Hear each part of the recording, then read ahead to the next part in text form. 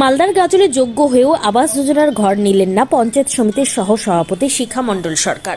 যে জায়গায় আবাস যোজনা নিয়ে বিভিন্ন এলাকায় দুর্নীতি, রাজ্যে চলছে মারামারি আর খুনোখুনি, তেমনই একটি নজিরবিহীন ঘটনা দেখা গেল গাজলে। গাজল পঞ্চায়েত সমিতির সহ সভাপতি শিখা মণ্ডল সরকার 2017 সালে আবাস যোজনার ঘরের আবেদন করেছিলেন।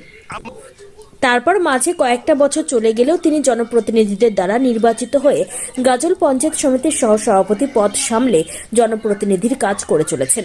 যদিও আবাস যোজনার ঘর পাওয়া তার যোগ্য, তার বাড়িঘর কাঁচা, ওই বাড়িতে তিনি বহু অসুবিধার মধ্যে রয়েছেন ওই পরিবারের সাথে। পঞ্চায়েত সমিতির সহসভাপতি শিখা মণ্ডল সরকার জানান, তার পরিবারে তিনটে ঘর স্যাংশন হয়েছিল, কিন্তু তার বক্তব্য জনপ্রতিনিধি হয়ে তিনি ভাবলেন যে আমার চেয়ে যারা আরও দরিদ্র রয়েছে তারা যেন এই 3টি ঘর পায়।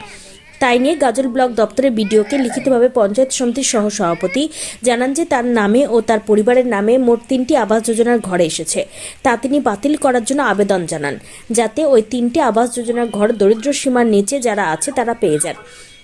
গাজলের বিডিও সুদীপ্ত বিশ্বাস বলেন, একজন সত্যিকারের প্রাপক হিসেবে পঞ্চায়েত সমিতির সভাপতি এবং তার 2 আত্মীয়ের নামে আবাস যোজনার নাম নথিভুক্ত হয়েছিল, কিন্তু পঞ্চায়েত সমিতির সহসভাপতি শিখা মণ্ডল সরকার বলেন সেই ঘরগুলো তাদের না দিয়ে যারা আরও গরিব রয়েছে তাদেরকে দিয়ে দিলে ভালো হয়। একটা উদাহরণ সৃষ্টি করেছেন ওনার পরিবারের সদস্যদের 3 জনের নামেই এসেছিল।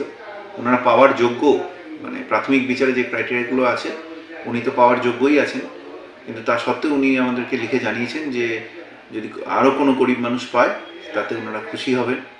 এটা মানে শিক্ষণীয় বিষয়, ওনাকে দেখে অনেকেই আমরা শিক্ষা গ্রহণ করলাম, খুব ভালো লাগছে আমাদের। এছাড়াও আমাদের পঞ্চায়েত সমিতি এই আবাস টোটাল সার্ভে নিয়ে আমাদের ভীষণ সহযোগিতা করেছেন, বিভিন্ন ইনফরমেশান দিয়ে বা আমাদেরকে যেরকম গাইডলাইন সেই রকমভাবেই আমরা চলতে পেরেছি আমরা।